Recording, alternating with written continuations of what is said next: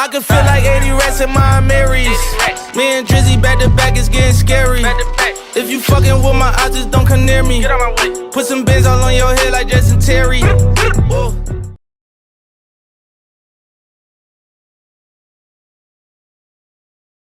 Let's get it. You the Faison View Podcast, episode 207, man. We are here, man. Happy MLK week, man. Forget a day. We need a week. Happy Martin Luther King week to Absolutely. everybody.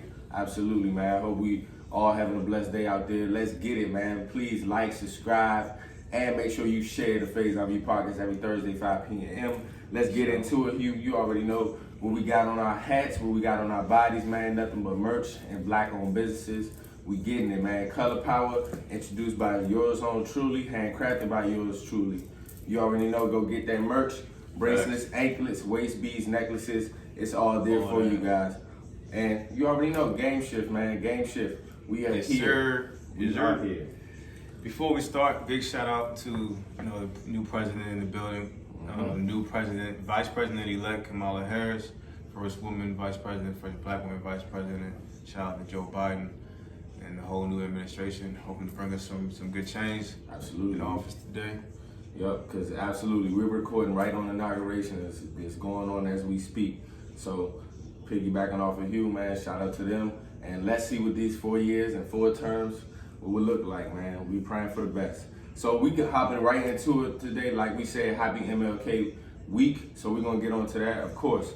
Best verses so far, man. We've been through a lot of verses. We also have Ashanti and Keisha Cole coming back up. They canceled by 8 times. So we still got to talk and give our views on that because that's a big versus. And after that, we're going to talk about, and we're going to have an interesting convo about this. Who has the best flow in rap? And we're going to name a few because it's a lot to name. There's no way to say who has the best, but it's all subjective and what your opinion is, but we're going to name a few. Brooklyn Nets, man, they turned super team this past week, man. As you know, Kyrie's been a little alias, so we don't know how they're going to mix in jail, but you do have KD, Harden, and Kyrie. That is a super team, and we're going to see what they're going to be able to do. Scary hours. KD and Harden ain't coming to play for the last 2 games. Ain't coming to play, of course. The importance of creating your own brand and promoting. We're going to get into that, especially being creators, man. I feel like we need to have these conversations more. Even though we promote our stuff, we're going to get into that. And lastly, would you rather give up your social media or would you rather eat the same dinner for the rest of your life? All right. I don't know how. I'm going to find a way to play devil's advocate. I don't know how you're going to play devil's advocate on that one because that's a straightforward one. Yeah, but for me it is, but I'm going to figure it out. I got some time. I'm going to figure it out. Absolutely. We're going to figure that one out. Happy MLK week, man. I feel like even though he has an MLK day, it's not enough recognition. You still have people working on that day. That is a national holiday and should be a worldwide holiday, but what MLK did was a worldwide change. Him and Malcolm, and I feel like Malcolm doesn't get his due credit as well. It's sickening, bro. And I bring this up because if you think about it, bro, every MLK in the world, everyone is placed in what? In a hood or a ghetto. Yeah. Think about it, Hugh. Yeah. Every MLK we have here. Anywhere you can name an MLK, anywhere in the world, it is somewhere in the hood or the projects. And that speaks volumes. And I just find it very, very rare that is the case. But guess what? We know what America we live in. If you really think about it, it's the truth. I never thought about it. And because we live around so many MLKs. Yeah, cause we're in a predominantly black area, so it works for us. But and that's what I'm saying. That shouldn't just be the case. And I really want to give MLK his flowers because at the end of the day, he really revolutionized and changed a lot of things. Especially, what we're gonna go through today. America hasn't changed at all, but also he forced that change, and he made. To his point. Yeah, to his point. Yeah. He forced and embodied that change, that peace. Because at the end of the day, and that's why the opposing side is Malcolm, because Malcolm didn't actually agree with that. And not to the end. That's what got him killed, unfortunately, was him agreeing with King. Correct. So it's just like, at the end of the day, we really have to give credit to those who paved the way for us, bro. Yeah. It wouldn't be who knows what we would be? Because at the end of the day, we know a lot of things are prevalent to this day. We understand that certain things are just not going to be, wiped away because these things, lessons are taught at the end of the day. So you can only control what you can control. Yeah. But it's just, I feel like we just need to really pinpoint what MLK is with a week. Like every single day, we're teaching and having our students understand this. It's very vital and important. People now just think about MLK, oh yeah, we got a day off. You know what I'm saying? Yeah. Oh yeah, it's MLK Day. And then it's like a shrug off, you know what I'm saying? Whatever. That shouldn't be the case. That shouldn't be the case, especially the plight we're in right now. We're elevating as black people. We've always been elevating. We've always been up, but you can feel it. You can feel the surge right now. You feel just like me and you sitting on this couch. We got brother over here. We all have businesses. We all have brands. We all have something to bring to the table. It's a different realm right now. It's a different energy. I mean, for me, it's kind of like with anything else. We get one. We don't. Juneteenth should be a holiday, and we've got some states who have made that change. Like Virginia is a state where you can get Juneteenth off, but that should be everywhere. The same way we can celebrate the Independence Day of America, we should be able to celebrate our Independence Day as a people. We only get 1 month to celebrate our history. And I'm not saying you shouldn't celebrate Black History Month, but I think it's whack that should be, we only get 1 month where that's taught heavily in school. I spend the rest of the year learning about white history and the history of everything else when Black history is just as prevalent to everything in this country. Like, from the things we invented. We had a black man invented a folding chair, man, for crying out loud. Look how important a folding chair is. That might sound small, but you use folding chairs every freaking day. Like, a black man invented a stoplight. A black man invented the piece that called the filament that you need in order to make a light bulb work. So it's like, to relegate all of that and to just teaching that in 1 month is ridiculous to me because we are just as prevalent in the history of this country as, anybody else, as George Washington or anybody. So, absolutely. So it's the same thing with MLK. It's great that he has a day, and it's great that we get it off, but there definitely should be more in place for MLK. Without the thing that was special about Martin, man, it was he wasn't perfect, and nobody is, but he was still somebody who was deeply rooted in Christ, and and everything that he did, he wanted to reflect that same image of Christ. That's why his thing was always nonviolence, because he wanted to show that we can be better than this, and we can still influence change, and definitely reflect righteousness in everything that he was trying to do. And so, without him, the reason why he's so special is because he did something that, you just wouldn't have assumed happened. He changed the way people thought. Bigger than a protest aside and marches aside, I tell you those are important, but just that pivotal moment that I have a dream speech. Even everything leading up to that point, he really changed the way people think. Because racism is an issue of the heart, man. Absolutely. That's a heart issue.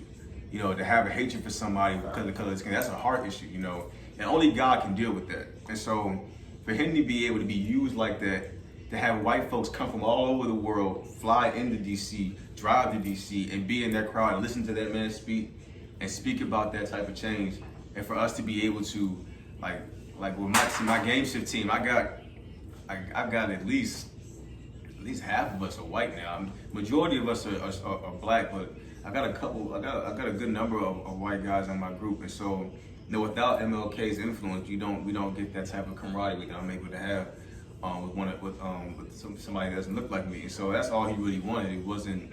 It seemed like it was about black and white because that's what was going on in our country, was black and white. But for him, above anything else, he wanted us to be able to commune with one another. Yeah, and look at each other as humans. Yeah, one another. Like whether you're black, white, Hispanic, Japanese, or Chinese, he just wanted us to be able to coexist and as one people. And so definitely shout out to MLK. He's definitely an important figure. If you live in the DMV area, I would encourage you to go see that monument. Mm-hmm. It's an amazing thing to look at. It's very powerful, and even if it only gives you a day, take the week to study all that you can about Martin Luther King. Very special guy. If somebody went to college at 16 and got his bachelor's at 19, in a time where that was and then got his doctorate at 26. That's a very special individual. So definitely take your time during the week to learn all you can about MLK, even if you only get the day or whatever. So absolutely, man. Thank you, Hugh. Happy MLK week, man. Happy MLK week. So moving along, man. Best verses so far, man. We gonna really dissect this one because there's been so many verses that we never thought we would get and we never thought we would see. And we have another verses coming up. Like I was laughing and playing with him, the Ashanti Keisha Cole, you know, it's been postponed, but this is a legendary, iconic battle that everyone still wants to see. So within doing so, before we even get into that, we're gonna talk about the best verses so far. So we're gonna go a mano with this one. My first one is Gucci versus Jeezy, man. The impact of Gucci versus Jeezy alone on morals and ethics and principles of it. For it to even happen, the shock value of it happening, and then it happening, and then it being, you know, elevating with the performance of it. It didn't end in violence. And it didn't end in violence, and also, you know, you felt the energy in the room. I feel like that one was unmatched because that showed that shows the camaraderie of verses and what it could do, honestly. And with these two, Swiss and Timberland, how influential they are. For sure. It's not my number one. It's definitely in my 5. For So number one, for me, I'm going to go... Oh, man. I got 3 that I think should be number 1, so I'm going to just go with Snoop and X as my number 1. I'm going to pick that one as my number 1. Snoop and X was... But yeah, because that was OD. That wouldn't have been the ideal matchup for me. It makes sense, but I think I would have picked X to go against another New York heavyweight, or I would have picked Snoop to go up against another West Coast heavyweight. But even still, they're both somebody who has they both have the same type of caliber of music to go against each other. So that was definitely great to see. It was great to see X, you know, enjoying himself and partying and playing all his dope records and going crazy. There's nobody like either of them. You know, they're both one of the few people in rap who are just like normally you see duplicates of certain artists over time. I don't see anybody that's like X today. Like I don't see anybody that's like X, and I don't see anybody that's like Snoop. So you got 2 guys who have been unicorns for the last 20 something to 30 years. Timeless music. It was just a great energy. Seeing Snoop dancing and you know Snoop was a fool. So yeah, that whole night was lit. That was a great night. So I'm gonna go with that number 1. That was a very good one. So I ain't never really come because I had my second one was Snoop versus DMX. I know the impact and importance of that. So everything was he was just saying. At the end of the day, these are icons, unicorns. You can never duplicate a Snoop or a DMX. Yeah. They're just two one-of-ones. So that's my second one. What's your My second one is I'm gonna go with Pain and Lil Jon. That was a part. I was in my crib sweating. That joint was so T. First of all, you got T-Pain. T-Pain is hilarious. For the moment he started the verses, he was on Joke Time. Like, he played the intro. He came through with the giant, big-ass chain on. Like, he was on Joke Time from the jump. Like, he was playing the live versions of all his songs. So, like, both those guys have, like, unmatched energy. Especially if you know anything about Lil Jon. He invented crunk music. I mean, like, that's a guy who just has records that are made to like make you go crazy. People think he's still not relevant today. It's not true. He's still making big music. It's just not specifically for black folks. You know, so to see that was amazing. I couldn't believe like out the gate he went with like To the Window to the Wall. I just couldn't like. That's how I knew like because Pain went with Good Life, and then he went To the Window to the Wall. I was like, yeah, this is about to be crazy. So they both got things they both got music in the tuck. That whole night was amazing. So my third one is very hard because I might interchange this one because performance-wise, I think this was the best verses. Overall, Beanie Man versus Bounty Killer. If you did not watch that, you missed out. I'm sorry. That reggae and then also just in the dancehall aura, and then you not understanding, like I know who Beanie Man is, I know who Bounty Killer is, but actually just like we saying about Lil Jon and T-Pain, you don't even know they're icons, but you don't even know the songs they have in the tuck. Okay. It's like certain things. And Beanie Man and versus Bounty Hunter, that energy was unmatched. Man, they had the best performance, and also like who their features were. They had features from Wayne, they had features from Jay-Z, they had features, like it goes down the list. They had a lot of amazing songs and features, not just in the realm of dancehall, in the realm of rap. The Islands was on tilt that night. Yeah, Rihanna was in the joint, the boys pulled up and everything. And then knowing that honestly, international, that international play, it's even bigger than like it's bigger than all of this, honestly, because these are icons, legendary acts, and they are legendary across the board. But when you go to international, yeah, when you go back to Jamaica, it's like they're like King, they're like Superman and Batman over there. Yeah, like nah, yeah, exactly. So that's definitely my third one. My third one, I'm going with Jonte Austin versus Neo. That was amazing. That was the songwriter joint. Because one, it was amazing for people to see just like how many. Because a lot of people don't know who Jonte is. You know, songwriters sometimes, you know, go undernoticed if they're not an artist themselves. Like Neo, people know who Neo is because Neo is also an artist, and he was a very popular artist. You know, he wasn't just a writer.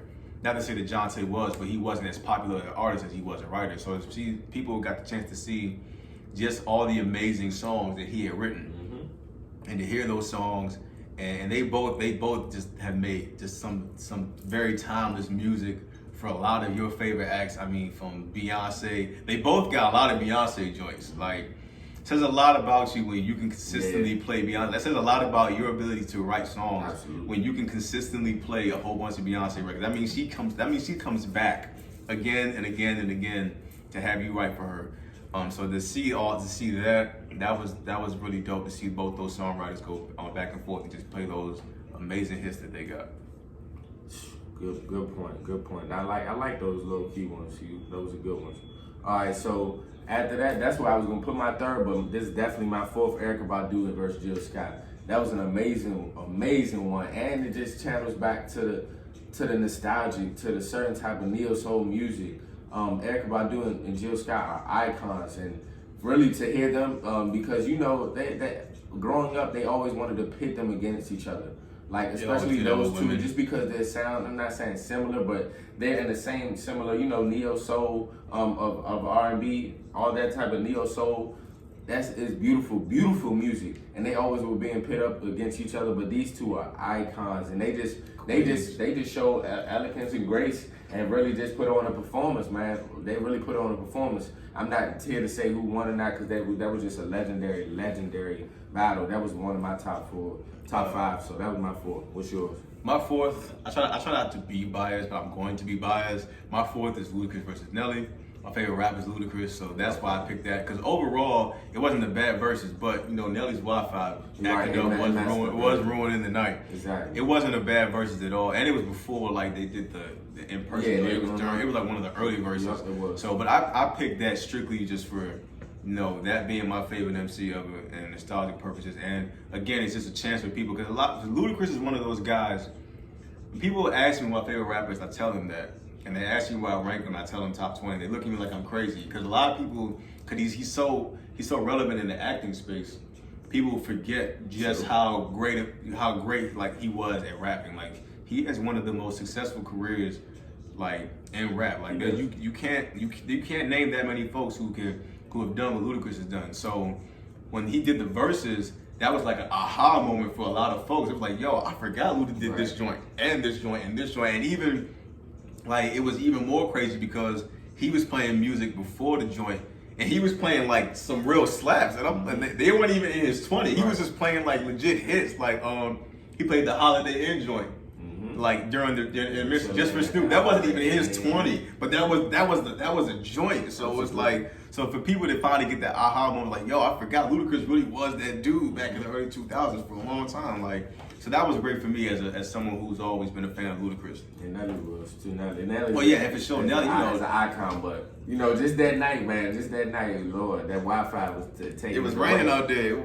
Seriously. So lastly and finally, my last one, based off of just honestly, these are another icons as well too. But very, very much some big creators in their own space of one-on-one, E40 and Too Short. Their realm of music and what they did for the Bay.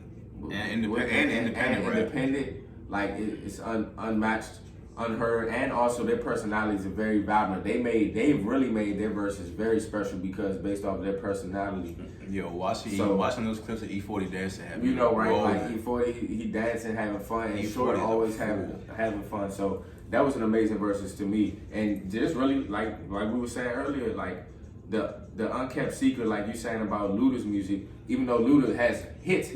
but you won't know it until you play it because you don't see them. They're not one of the mainstream. You don't see them in the music space as much anymore. So, E40 got his own wine. Too Short got his own things going on. So, you don't see them as much, but that's why we have those are two guys who got joints that people tend to forget about because it's like, oh snap. Because I came in like a couple times just watching some other stuff and watching this back and forth. And I think when I first came into that, he was playing Move In. I was like, yeah, this is about. I remember this one.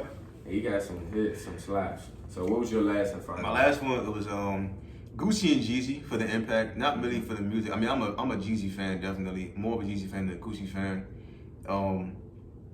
But for me, I'm gonna go 5 just because of the impact of it all. Just for those two to be able to sit down and come together and do that, just shows a lot. And for that to be able to happen, and it was a big deal. I'm not from Atlanta, but it was a big deal for the whole, city of Atlanta. So definitely that one. And my honorable mention, I'm gonna go with RZA versus Primo. That was very educational. As somebody who is a big hip hop head, there's a lot of songs that if I hadn't heard before, I was able to go look up because they played them. Just enjoying hearing those classic beats, just how great those guys are at what they do. And finding out that, oh man, he did this joint, he did that joint. Like I didn't know RZA did Long Kiss Goodnight with Biggie. I didn't know that. That's one of my favorite Biggie joints ever. I didn't know that was RZA. Because a lot of RZA stuff is with his own clan. Which is fine because Wu-Tang is Wu-Tang. But like I did not know that. So to find that was very educational for me. So that was a dope one. Yeah, I like your list though. I like your list because it's very different. List is fun. Very different. So, moving on, man, we had this conversation very often lately as well. Who has the best flow in rap? We're not just saying, it's subjective. You're going to have your opinion at the end of the day. But we're going to name a few. And one of the main ones I've been naming consistently because I feel like his flow. For those who don't know, flow is how you're rapping. Yeah, correct. And I'm glad you said that because it's how you rap it. It's the cadence of your flow. The pattern. And the pattern of your flow. It's the way you're doing it. So in this aspect, the very one I named that's very underrated, he does get his respect when the flow is concerned, but he's still underrated. And I feel like he has one of the best flows, but to me, the best flow is Rick Ross. Rick Ross, by none, I haven't seen anybody get in his pocket or do what he does. He's a one-on-one in that aspect. And if you can't really hear who's rapping right now, I can turn it up, but I ain't trying to, get none of that suit. And I don't have rights to this music. But this man right here is another one that we were discussing and talking about, and that's Hov, of course. But I feel like Rick Ross, he needs his just due credit, bro, because I promise you, Rick Ross has never, honestly, and he's been on songs with Hov, he's been on songs with a million artists out here. He has so much influence, he's never got washed or nothing. Oh no, Ross is not the guy who's gonna give you mad lines and bars, but he's a guy and he can flow. And it's definitely class, though, and it's elegant. Yeah, his flow, and like for me, Ross is dope at like he paints pictures very well. Like when he raps, you can see it. Like you can see yourself on the yacht with the cigar and the drink in your hand, and whatever he's talking about, you can see it. Like that's a very special talent in rap. And Ross is like he's one of the kings. It's a feel, it's a vibe, and we also it's many more, of course, because you all also have Biggie. Well, no matter what you think and what you say about Eminem, he's in this flow conversation, and that's not even no question. I'm just being real, and that's just what it is. Snoop is in that flow conversation. You got Styles P, you got Jada, we go Jay-Z, we got Wayne, you go down the list. Drake, for certain, this is a conversation we was really having and getting deeply into, is the fact that Drake, man, he has many and different multiple flows, and he doesn't get respect for it. He's rapping as much as he has, of course, because he, intertwines it within rapping and also, melodic and singing. But his flow is timeless. Yeah, Drake is an anomaly for me because normally I enjoy when rappers, start using different flows and different patterns within their raps. For some reason, Drake is one of those guys I don't like when he does that. And I think the only reason is because when he gets into that pocket, when he's just rapping, like that's when he's like the best. And that's why I prefer when he does that. Like when he's on, whether it be 5 a.m. in Toronto or 9 p.m. Then those joints where he's just going like not changing the flow, he's just going off on the tangent. That's when he gets into that pocket, like he starts going crazy. That's Absolutely. I'm more of a fan of that than So when he starts. who do you doing- got? Who's yours? My top. My one. I say I get at Ross. That's my favorite. I have three who I interchange in one all the time. So I'm gonna go with those. I'm gonna talk about those three. So Go ahead. M is on that list, of course. M is one of those guys. Just he can do.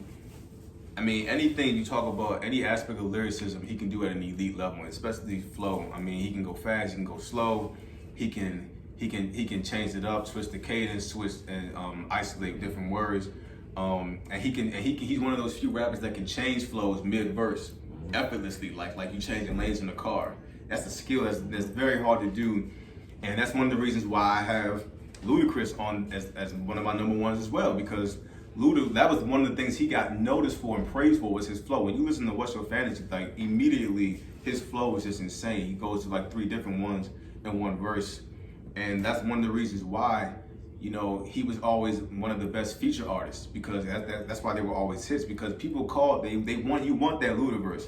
Because whenever Luda rapped in your song, he always rapped in a different way. He never rapped the same, and it was always memorable the way he rapped. And so, last one, the person I put number one is definitely Jay. Jay, I mean, like I said, another guy who does everything at an elite level.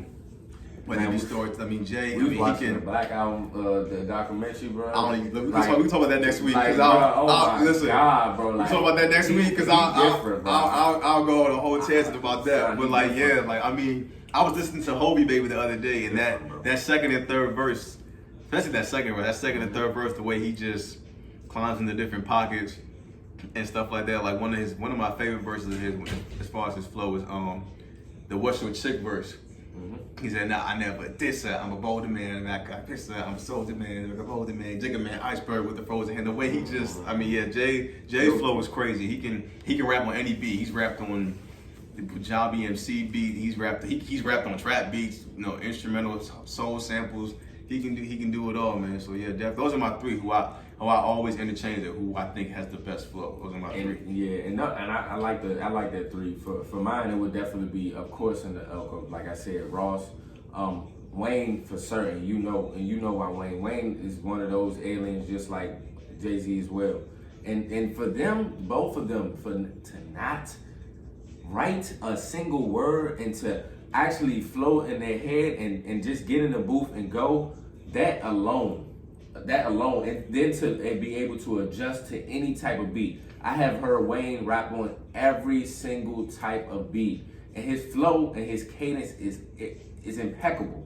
It's impeccable, and it's crazy. He takes pride in it, and it's due to their respect. But like these are giants that we're sitting there talking about, giants. So within that regard, I definitely have Ross, I have Wayne, and of course, who started it really all with the flow. Not saying started it all, but one-on-one, Biggie. Biggie's flow has never been duplicated, especially before him. Like you didn't hear nobody like a Biggie. And especially, you seeing the outside image of him, and you don't know what he got to bring to the table.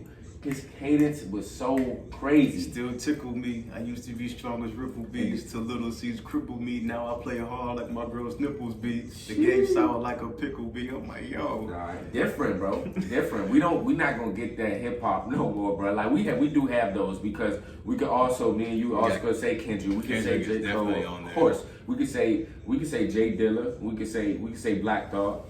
You can say a lot of people. Lupe, yes. It's a lot of people. We're not disrespecting. We just talking about our preference and what our opinion is on that, based on that. Speaking of Brooklyn, man.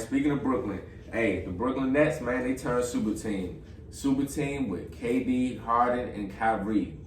Hey, man, it's looking scary. I ain't gonna lie, because I was fronting. I'm gonna just be real. I was fronting because I don't know if they would be able to work together. You know I was. I'm just being real with you.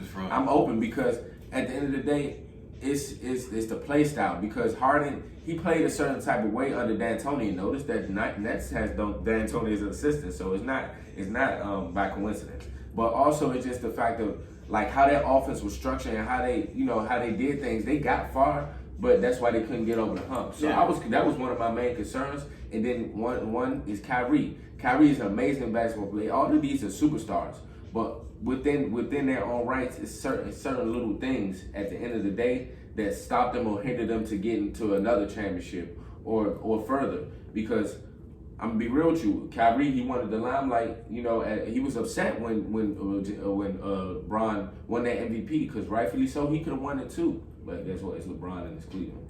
So, and you wouldn't be in that. I love Kyrie, but you wouldn't be in that situation if it wasn't for Bron. We understand that. We're not taking that away from you. So it's just crazy to see it. You know, fast forward some years later. Yeah. Now we're here with KD, Harden, and Kyrie. I'm just really looking forward to see if it's gonna work. And it's gonna happen tonight too. We're gonna find out tonight. Yeah, we're gonna find out tonight. And Kyrie, you know, he's been absent for personal reasons. Hey, it's just time to get back to basketball. But I really see this team going far, of course, because of who they have. But I'm just interested to see how unselfish they can be, because we just seen Harden and KD snap. Yeah. Harden and KD, we know they can work together. I was skeptical of it because of how much in the touches of it. But KD's different. And very different in the unicorn. That's why he's the best scorer ever, because he can have 10 to 15 touches and score about 40 points. He scored the most silent 42 points the other day. I didn't even know.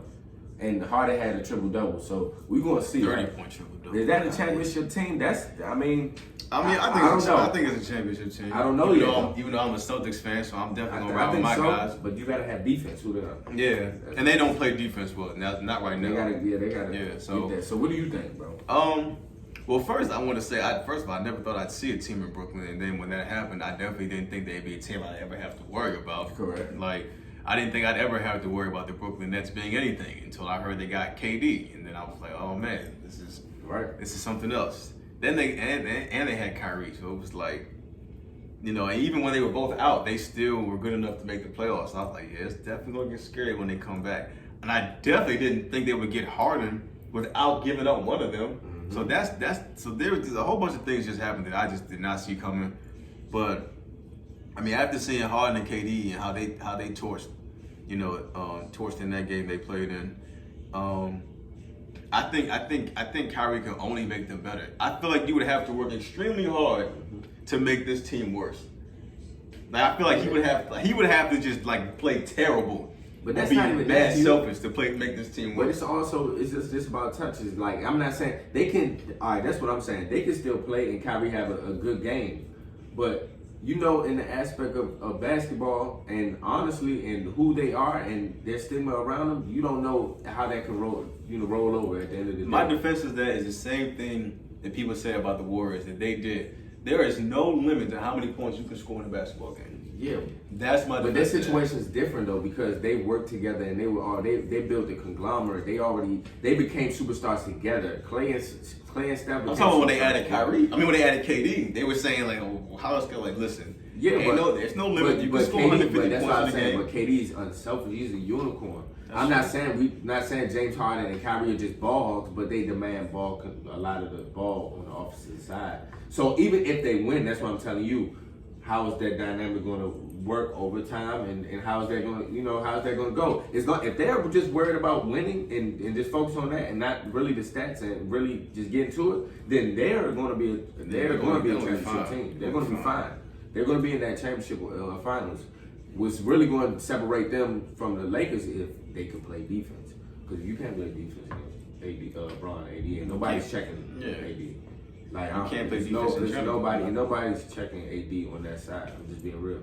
So that's the key factor at the end of the day. They're gonna have to just continue to be efficient offensively, which they can do. They got three guys who could arguably go 10 for 10 from the field. Correct. You know, you already got a guy who's already shooting 50% from the field and from three. Correct. So yeah, they're gonna have to play some defense definitely, and in basketball, I feel like they have the Chiefs effect. The Chiefs effect of they're amazing defense, but your offense. Their offense is like they're like how the Pats used to be. Right, correct. And so my last thing is like they have the same luxury the Warriors had back then. They have that luxury now. If Harden has an off night, all you really need is for either KD and Kyrie to have a good night. They're gonna win. Even if KD has a good night and Kyrie has an okay night and Harden has an off night, they can still win. The same thing with the Lakers. You know, if Braun, like, there's only two of them, so they tend to lose more games if one of them is off. Yeah, but the thing about the Lakers that's really dynamic about them, just being honest, is just the fact that they have those role players are key players like the Dennis Schroeders, the Harrell, like those type of players. Brooklyn's nothing. They're very bench is unique, not that and they deep. don't have that, and they gave that away. They gave Jared Allen away, Karis LeVert, and Prince, which was pivotal. Prince and Jared Allen alone was pivotal to their bench. So we really about to see. We really about to see. Find out tonight. We shall find out tonight, man. Hey, as you see on my brother's hat and you see on my wrist, man, the importance of creating your brand and promoting, man. I feel like this is something we need to really talk about and express more, man. Really, you need to get out there and put your brand out there. You guys have so many, and I'm just talking to everybody. I'm not, saying I'm better than anybody or anything, but I just know that I push my brand and I go for consistency at the end of the day. And I see a lot of you guys that have amazing pages where it will be sky's the limit to promote, but you had to put your products out there. We just on Clubhouse and just the connection behind that, and I just seen my honestly everything grow off of that. Like my Instagram, my Twitter, my brands, the vision, it's all there, and everybody is supporting. So it's just very important to put your brand out there and continue to be great, and really don't. At the end of the day, if you fail, that's only going to make you better. You have to be able to get up and get through the adversity at the end of the day. Be mindful that you guys need to get your LLCs, get things in place so you can be successful in the future. At the end of the day, a business and a brand is an investment. It is an investment. Like my brother sitting to the left of me, people don't understand the work and the labor that you go through having making clothing and apparel. Listen, I found out when I did mine. It's not simple. I had much respect for Sean when I found out how much my ass cost, my hoodies cost. I said, yo, shout out to Sosa, because I don't know how he keeps doing this. Absolutely.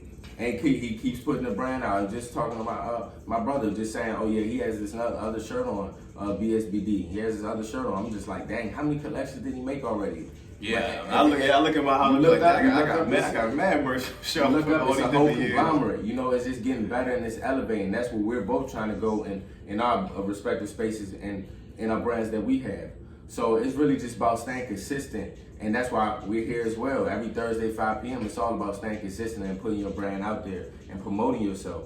So I just feel like that's very important. I wanted to pinpoint that and just give plugs to my brothers and my people, because at the end of the day, and also that's one thing too that bothers me, especially if it's your people, your brother, your family, your friends, or whatever. You should not have to ask for money or get paid for promotion, man. This is this free game, man. Free promotion. Not from your people, man. Not from your people, man. It shouldn't cost me nothing to put you up on the joint. I don't care how many followers I have. It shouldn't cost. And just because it's a black business doesn't mean it's a discount. Don't ask me for no discount. In the words of Future, you go to those high-end stores, you don't ask for no deals. Exactly. Don't ask your homeboy for a deal, man. You don't pay do what it it costs. Hey, my advice on this topic is definitely important to, one, be your biggest fan. If ain't nobody else gonna support you, you need to support you. Mm-hmm. I know we're not in the CD era anymore, but one thing all rappers did that y'all probably didn't know, they go to the store and buy their CDs. Correct. They 100% go to the Best Buy and buy every album on the rack. Actually, if you can find, there's an old video of J. Cole and Drake going to the store and buying every copy of Born Sinner. Born Sinner, yeah.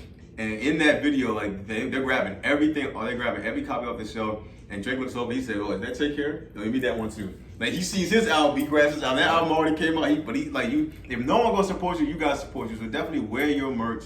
If you got merch, promote the heck out of your brand. And especially in these times of this pandemic, for me, making a video game, promoting for me is a little different than promoting for everybody else. Like Sean has clothes, so it's a lot easier for him to make clothes and then promote the clothes. For me, I've got to first make my game, which takes a whole lot longer, and then I can promote the game. But even still, I have to promote the game while I'm making the game. So I have to find different creative ways. Correct. I've done stuff like I made hats, I've made wristbands on my wrists. Mm-hmm. I've made stickers, and I've gone just out into the different malls and different outlets and handed out stickers and handed out bracelets and trying to set house, make sure my page is represented on my sticker. So if you want to follow, you can go on there. You can find us on there. When we did the motion capture shooting, I had an idea. I wanted my uncle to come and film those. you know, and make dope videos so people can see the behind the scenes process, because that's something you don't always get to see on how stuff is made. So the process of how a video game gets made, you know, as much as I can show you guys, I always think that's something good to look at. Absolutely. So definitely promoting yourself is key. You know, don't be afraid to take those risks, take those chances, and definitely be your biggest supporter, man. If no one else gonna support you, you're gonna support you. I was watching the old Nip interview, and he said, you know, my tagline was, all right, look, bro, if it's trash, throw it out the window. So and I think that's fly. That's cool, because it's like, yo, like if like, listen, right. I'm betting on me. I'm telling you, it's not trash. But if it is, just throw it out the window. Like, it don't hurt you, but take the CD. Correct. Give me $5. It ain't gonna hurt you. It's gonna cost you $5. It's nothing. But if you don't like it, just throw it out the window. Absolutely. So take those risks, take those chances. Okay, everybody doesn't like you, or if everybody's not feeling it, or if they don't want the clothes. Like Sean DMs a whole bunch of people throughout the day of people he wants, like influencer people that he can send merch. You know, some people hit him back with addresses, some people don't, but he keeps pushing it. So, you know, definitely take those risks. You know, and listen, if it's trash, throw it out the window. If my game is trash, hey, just don't play it. But, you know, I'm still gonna make it. But you know somebody's gonna like it. Somebody's gonna like it. Keep on pushing it. Yeah.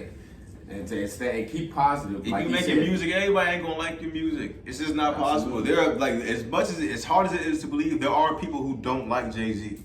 There are people who don't like Lil Wayne. Right. There are people who don't like Drake. Right. Like we actually witnessed Drake being booed. I still think that's crazy, Correct. but it's possible. Like everybody can't like you. So, but that's cool. You still got to keep pushing. You still got to keep moving forward, because you are gonna find a majority of people who are gonna like your clothes or your bracelets or your products or your game or your music or whatever it is you do, or your art. Just continue your hustle. And with that being said, in regards to promoting, would you rather give up social media or eat the same dinner for the rest of your life? All right, go first. I got a devil's advocate this. This is simple for me. Like I'm eating the same dinner the rest of my life. But it's point blank period. At the end of the day, like I'm gonna just be real. Social media, it has its pros and cons. It has changed everything. But at the end of the day, if I have to eat the same meal and I'm out here profiting and promoting and making and monetizing off my social media, then I'm really not upset. So you would rather eat the same meal than give for social media? Yeah, because with your social media, how are you gonna promote your game? That's how true. you gonna promote? I mean, we can go back to the old school ways, you know, making flyers and stuff like that. Your hustle never stops. Don't get it twisted. Yeah. But just being real and understanding that social media has a lot of influence, and it has a lot to do with all these celebrities that we look at today. You know how many people that made it off of social media and did it the correct way. Well, like we were just saying, promoting and promoting your brand. Like I feel like this, and especially in this day and era with Instagram, with all the social media aspects we have, especially now the Clubhouse, Twitter, Facebook, TikTok, like you have too much access to promote your brand, to elevate. So I couldn't give up social media. I'm just being real. So I guess I have to counter that. So so obviously I'm on the side of giving up social media to eat the same thing every day. I mean, for me, it's simple. You know, I love food, and food is great, and you know, why wouldn't I want to eat my favorite thing all the time? Like that's just awesome. And so, and I know there's different aspects of it. Like, you know, you might get tired of it, you might get sick of it, but like there's different ways to combat that. Maybe I don't eat it like twice a day. Maybe I just start eating it once a day. Maybe I eat it at a different time throughout the day. So I just have to just find different ways to finesse that. But for me, like, I love food, especially my favorite food. Like, that just sounds great. I never have to worry about it being nasty ever. Like, you know when you try new stuff, you have that small fear that it might be trash or it might give you food poisoning. I never have to worry about that. I know it's gonna strike every time. But that's like Chipotle with me. I used to love Chipotle, bro. If you knew me, bro, in high school, bro, every single day we was going to Chipotle. Every single day, bro. Every single day. And it was by the school too. Bro. It was right by the school. Every single day. But at the end of the day, you ask some of my brothers now in our circle that we like Chipotle like that. No, that junk became so much. We ate it so much, it became like disgusting.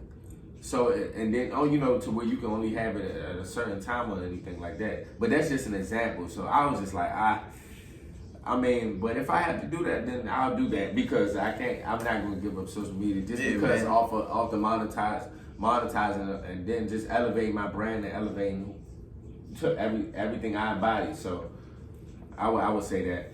I would definitely say that. I'm not gonna lie, that was a hard one to combat, but I had to figure something out. Because easily I would have definitely picked. I wouldn't in real life I wouldn't pick eating the same thing every day. But for the sake of this, I like a brain challenge. I like playing devil's advocate. It's always difficult to do, even if I don't really feel that way. Absolutely. So yeah, man, I know my food gonna strike every time. I never have to worry about that. I know it's gonna strike. I know it's gonna strike. But guys, thank you guys. Every Thursday, 5 p.m., man. Make sure you please like, subscribe, and share this podcast. Your comments. And the merch is coming soon at the Faison View podcast. Oh, yeah. Make sure you go tune in, tap in. Hey, you already know. We here every single week, Thursday, 5 p.m. Love you guys. Peace.